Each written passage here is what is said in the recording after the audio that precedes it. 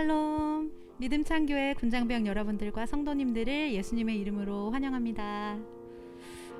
저희는 양주 예양교회 제이피플 군선교팀입니다. 함께 예배 드리게 되어서 기쁘고 감사합니다. 무더운 여름 나라와 민족을 위해 수고하시는 여러분들 너무나 감사드립니다. 가족들, 여자친구, 친구들 너무 보고 싶고 또 한참 하고 싶은 것도 많고 또 걱정되는 것도 너무 많겠지만 그러나 이 모든 근심과 걱정들, 고민들 주님의 십자가에 딱 붙들어 매고 우리 더 좋게 해주실 주님, 우리에게 큰 소망과 위로와 힘 더해 주실 주님 기대하면서 기쁘게 예배 드립시다. 할렐루야. 주님을 의지하는 당신을 예수님의 이름으로 축복합니다.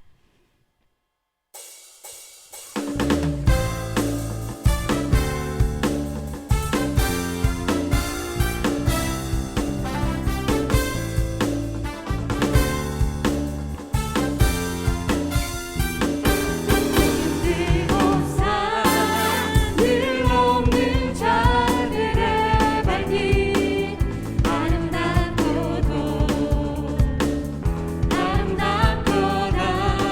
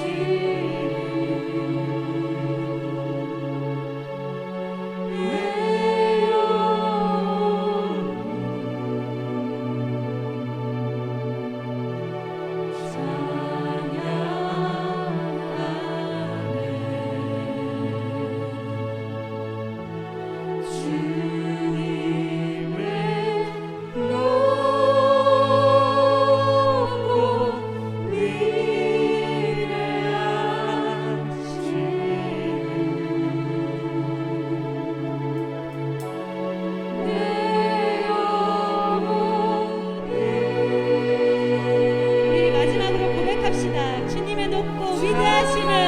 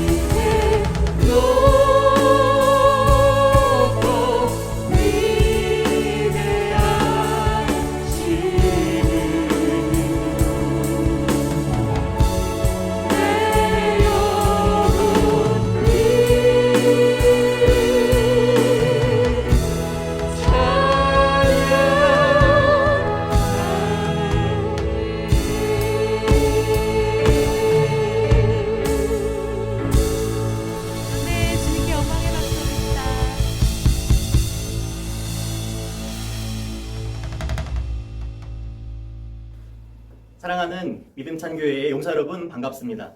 오늘 함께 주실 말씀을 제가 대표로 봉독해서 읽겠습니다. 하나님께서 오늘 우리에게 주신 말씀은 신약 성경의 요한복음 9장 1에서 7절 말씀과 14절 그리고 39절의 말씀입니다.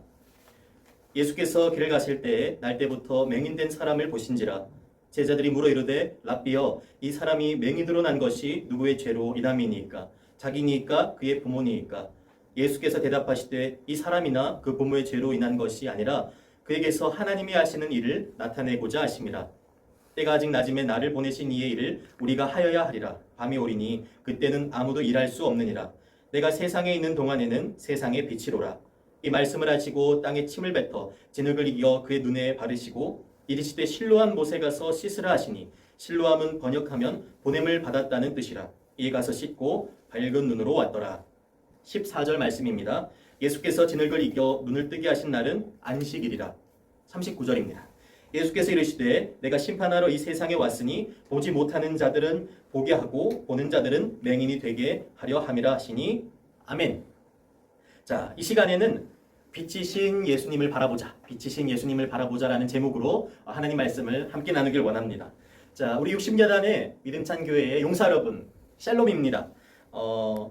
하나님을 사랑하고 그리고 믿음찬 교회에서 믿음으로 군복무 중인 용사 여러분들을 사랑하는 김규혁 목사입니다. 여러분 한 달 동안 잘 지내셨나요? 우리가 아직 만나지는 못하지만 하나님께서는 지금도 여러분들을 불꽃 같은 눈동자로 지키시고 돌보시고 계십니다. 그 하나님께서 용사 여러분들과 매 순간 함께 하실 줄로 믿습니다. 그리고 세상의 빛으로 오신 예수님께서 믿음찬 교회 안에서 이 안에서 함께 모인 우리의 예배 가운데 또한 함께 하심으로 우리에게 하나님의 사랑과 은혜를 부어주실 줄로 믿습니다. 여러분들의 군 생활을 환히 비추어 주시고 인도하실 줄로 또한 믿습니다. 한 달 만에 만난 여러분들을 위해서 제가 짧은 퀴즈를 하나 가지고 왔는데요. 속담 퀴즈입니다. 여러분 성경에 있는 내용들을 지식을 총동원하셔가지고 한번 맞춰보시기를 바랄게요. 다음 성경에 나타나는 속담에서 빈칸에 들어갈 말로 적절한 것을 고르시면 됩니다. 문제입니다. 아버지가 신 포도를 먹었으므로 그의 아들의 이가 어떠어떠하다.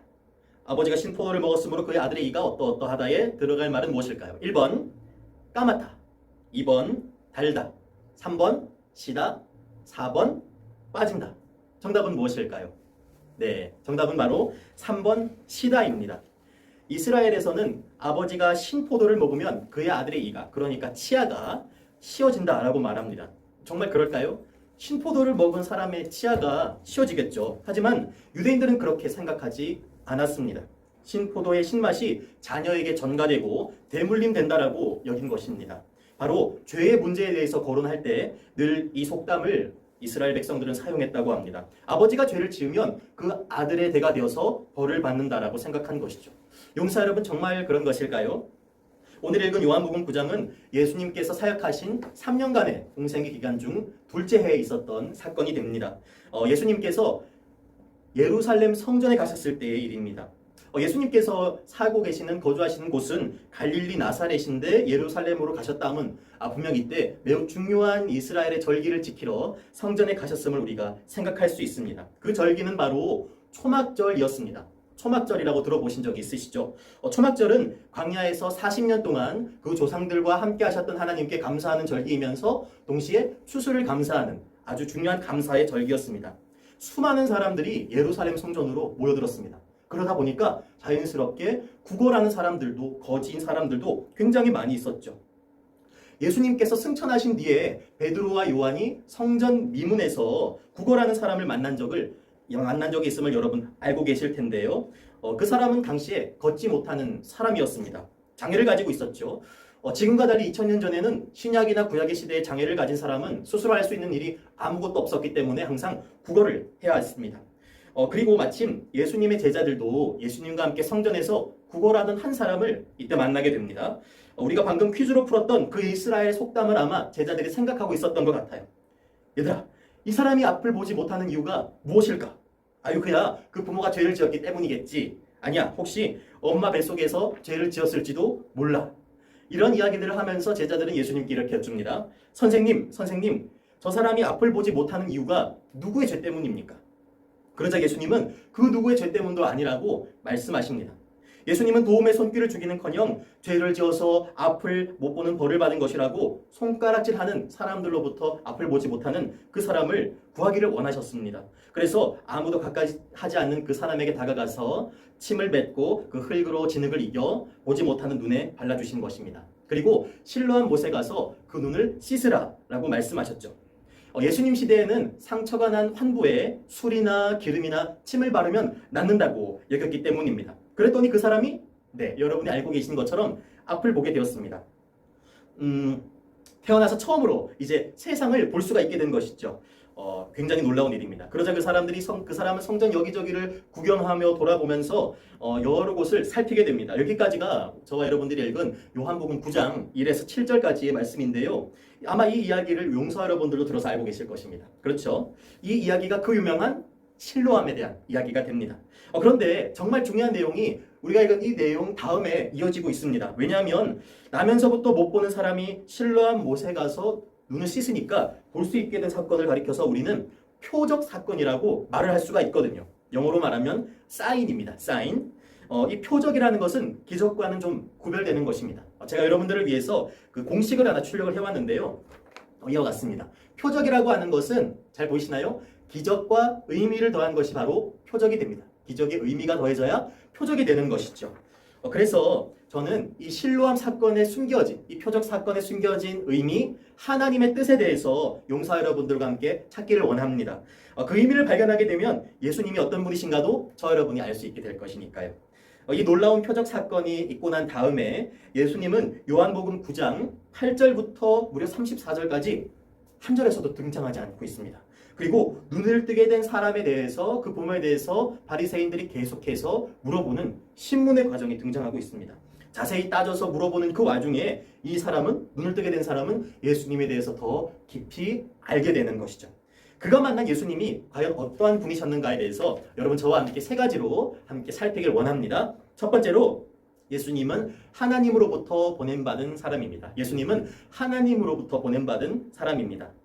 눈을 뜨게 된 사람이 성전을 돌아다니자 사람들이 무슨 말을 했을까요? 와, 당신이 눈을 뜨게 되다니 축하합니다. 라거나 당신에게 일어난 그 일로 하나님께 영광과 찬양을 올려드립니다. 라고 단 한 사람도 말하지 않았습니다. 이 눈을 뜨게 된 사람의 이웃들은 그에게 이렇게 묻습니다. 요한복음 9장 10절입니다. 그들이 묻되 그러면 내 눈이 어떻게 떠졌느냐? 15절을 보면 바리새인들은 이렇게 묻습니다.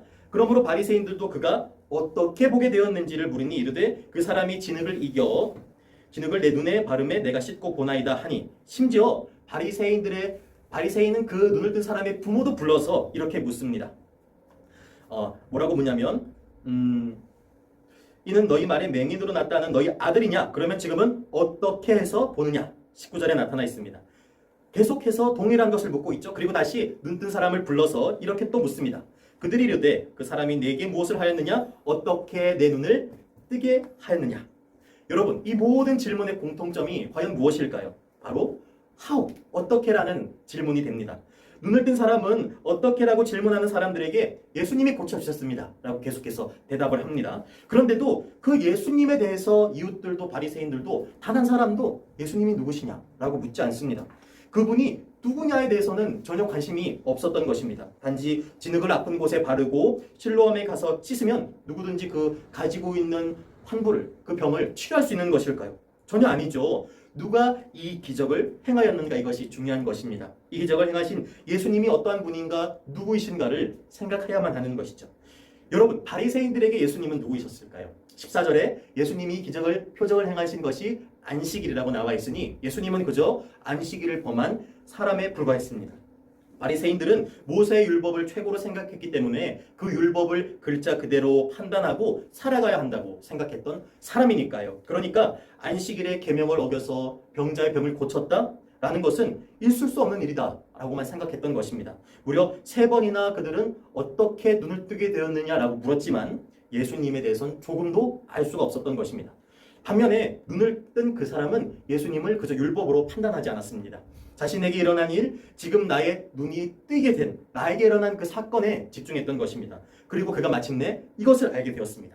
32절과 33절 말씀을 제가 봉독해 드리겠습니다. 창세 이후로 맹인으로 난 자의 눈을 뜨게 하였다 함을 듣지 못하였으니 이 사람이 하나님께로부터 오지 아니하였으면 아무 일도 할 수 없으리이다. 아멘. 예수님이 하늘에서 이 땅으로 오신 분이심을 마침내 눈뜬 사람이 고백하게 된 것입니다. 바로 율법에 따른 판단이 아니라 자신에게 일어난 경험을 통해서 말이죠. 용사 여러분들도 교회를 다니면서 예수님에 대해서, 하나님에 대해서 어떻게라는 질문보다 누구이시냐에 대한 질문을 하시기를 원합니다. 그리고 율법을 기준으로 판단하고 정죄하기보다는 여러분 안에서 일어나는 일을, 그 일들을 경험하시고 그 안에서 하나님의 뜻을 발견하기를 원합니다. 그 결과 눈을 뜬 사람은 하나님의 뜻, 그 표적의 의미를 알게 되는 것입니다. 자, 두 번째 살펴보겠습니다. 두 번째로 예수님은 눈먼 사람을 보게 하는 세상의 빛입니다. 예수님은 눈먼 사람을 보게 하는 세상의 빛입니다. 예수님께서 고치신 이 사람은 태어날 때부터 앞을 보지 못하는 사람이었습니다. 그래서 사람들은 저와 여러분이 처음에 생각했던 그 속담에 따라서 그가 죄인이다 라고 생각했을 것입니다.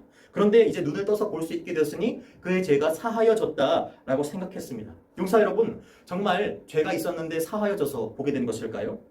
먼저 제자들이 누구의 죄 때문에 이 사람이 앞을 보지 못하냐라고 물었을 때 예수님은 누구의 죄 때문도 아니다라고 말씀하셨지요. 몸이나 정신적으로 가지고 있는 질병이나 장애는 죄와는 전혀 상관없는 것이니까요. 예수님은 오히려 그 사람의 아픔을 통해 하나님의 놀라운 일을 드러내 보일 것이다 라고 말씀하십니다. 그리고 그 사람의 보지 못하던 눈을 고쳐서 보게 하셨습니다. 정말로 눈먼 사람을 보게 하신 것이죠. 하지만 하나님의 놀라운 일은 바로 이 다음에 이어집니다. 바리새인들은 두 눈으로 걸어갈 수 있고 앞을 보고 그리고 성경도 읽는 그러한 사람들이었죠. 그러니까 그들은 앞을 볼 수 있으니까 스스로 죄가 없는 사람이다라고 생각한 것입니다. 자신들은 모세의 제자이니까 하나님께 사랑받고 하나님께 인정받는다라고 생각했던 것이죠. 그러나 그렇지 않았습니다. 하나님이 보내신 아들 예수님을 진정 알아본 사람은 눈을 뜬 사람이었나요? 아니면 바리새인이었나요? 바로 눈을 뜬 사람이었습니다. 이 눈으로 세상을 볼 수 있다고 해서 예수님도 반드시 볼 수 있는 것은 아니니까요.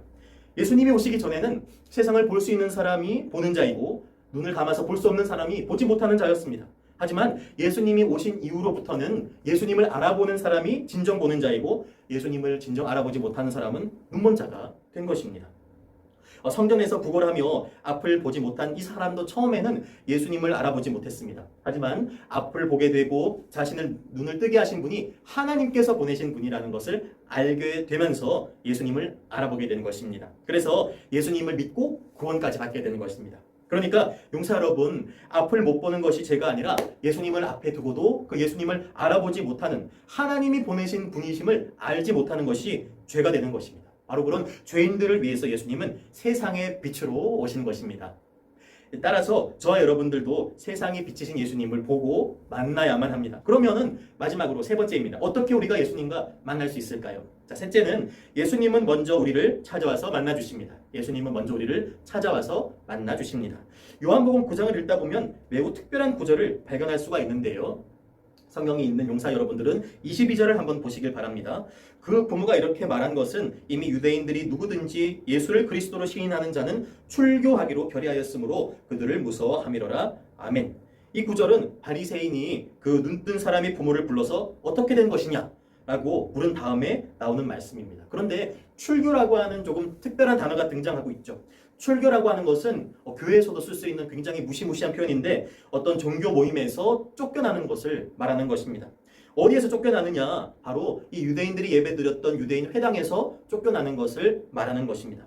당시 유대인인 그리스도인은 그들의 전통대로 회당에서 모여서 예수님을 안 믿는 유대인들과도 함께 하나님을 예배하고 말씀을 배웠습니다. 왜냐하면 수백 년 전 포로 생활을 보낸 선조들이 이 회당에서 말씀을 공부하고 말씀을 듣고 예배했기 때문이죠. 하지만 이제 바리새인들이 회당에서 예수님을 믿는 유대인들은 오지마 하고 쫓아내기로 결의한 것입니다. 예수님을 믿는다는 것을 들켜서 회당에서 쫓겨나게 되면 어떻게 되느냐면요, 유대 사회에서 결코 평탄하게 살아갈 수가 없었습니다. 온갖 핍박과 박해를 받아야 했습니다. 그래서 눈뜬 자의 그 부모도 바리새인들의 물음에 아무런 대답도 하지 못하고 그에게 직접 찾아가서 물으십시오 라고 대답한 것이죠. 그리고 바리새인이 다시 그 눈뜬 사람을 찾아왔을 때 그가 예수님은 하나님으로부터 보낸받은 자입니다 라고 대답을 하자 9장 34절에서 그를 쫓아내어 보냈다라고 말하고 있습니다. 그것은 곧 회당에서 쫓겨났다, 출교당했다라는 것을 의미합니다. 그는 자신이 몸담고 살아온 터전과 동료들을 잃어버릴 위기에 지금 처한 것입니다. 하지만 그 순간에 35절에 예수님이 그에게 찾아오십니다. 그리고 예수님이 하늘에서 내려와서 죄인들을 구원하여 하나님의 자녀 삼아 주실 분임을 알려주셨습니다. 그리고 드디어 이 눈을 뜨게 된 사람은 예수님을 온전히 알아보게 되었고 구원을 얻게 된 것입니다. 우리 주 안에서 소중한 용사 여러분, 예수님은 이처럼 우리가 믿음 때문에 고난당하고 위험에 처할 때 우리에게 먼저 찾아와 주시는 분입니다. 그러니까 용기를 가지고 예수님을 믿는 믿음을 더욱 굳게 붙잡으시기를 기도하겠습니다. 자, 이제 말씀을 마무리하려고 합니다. 예수님께서 눈먼 사람에게 그 눈을 실로암 못에 가서 씻으라 라고 말씀하셨는데 그렇게 하신 이유가 있습니다. 왜냐하면 실로암이라고 하는 이 단어의 뜻은 보냄을 받았다 라고 하거든요. 바로 예수님이 하나님으로부터 보냄받은 분이심을 이 실로암이라고 하는 이름이 드러내고 있는 것입니다. 따라서 예수님은 하나님께로부터 하늘에서 보냄받고 이 땅에 내려와서 세상을 환하게 비추는 빛이 되시는 것입니다. 하나님을 떠난 사람들을 다시 다 하나님께로 인도하시는 빛이 되는 것입니다. 이 빛이신 예수님을 알아보는 사람은 하나님의 자녀가 되어서 구원을 받는 것이고 알아보지 못하는 사람은 구원을 받을 수가 없게 되는 것입니다. 우리 믿음찬 교회 안에서 함께 신앙을 이어가는 용사 여러분들 모두 세상의 빛이 되시는 그 예수님을 알아보고 믿고 있나요? 그러면 하나님의 구원받은 백성으로 살아갈 수 있습니다. 그러나 아직 여러분 그 예수님을 알아보지 못했다고 하더라도 좌절하거나 실망하지 않아야 합니다. 왜냐하면 예수님은 조금 전에 말씀드린 것처럼 내가 먼저가 아니라 먼저 나에게 찾아와 주셔서 만나주시는 분이 되시기 때문입니다. 그러니까 소중한 용사 여러분 모두 세상의 빛이 되시는 그 예수님을 바라봄으로 예수님의 생명을 누리는 하나님의 용사가 되기를 주님의 이름으로 축복합니다. 아멘. 우리 시간 함께 기도하겠습니다. 사랑의 하나님, 주님 안에서 귀하게 군생활을 이어가는 믿음찬 교회의 귀한 용사들과 함께 주님의 말씀을 나누고 예배를 드립니다. 하나님, 주신 말씀과 같이 예수님께서 하나님으로부터 보냄받은 분이심을 우리 모든 용사들이 믿고 깨닫고 경험할 수 있게 되기를 소망합니다. 그리하여서 세상의 빛으로 오신 그 예수님을 따르는 삶을 하나님 이 군생활 동안 잘 이어나가게 도와주시고 하나님 이 군생활을 하는 동안 예수님께서 항상 비추어 주시고 인도하심으로 하나님 주시는 은혜와 그리고 믿음 안에서 굳건히 군생활을 이어나가는 귀한 용사들이 될 수 있도록 주님께서 함께하여 주옵소서. 감사드리며 모든 말씀 우리 주 예수 그리스도 이름으로 기도합니다. 아멘. 기도하겠습니다. 이제는 우리 주 예수 그리스도의 은혜와 하나님의 사랑과 성령님의 사귐이 세상의 빛으로 오신 예수님을 알아보고 삶의 자리자리마다 그 예수님으로 말미암아 하나님께로 인도함 받는 믿음찬 교회 안에서 함께 신앙생활을 이어가는 모든 용사들과 그리고 하나님께서 사랑하여 사용하시는 믿음찬 교회 위에 영원히 함께 하시기를 간절히 축원하옵나이다. 아멘.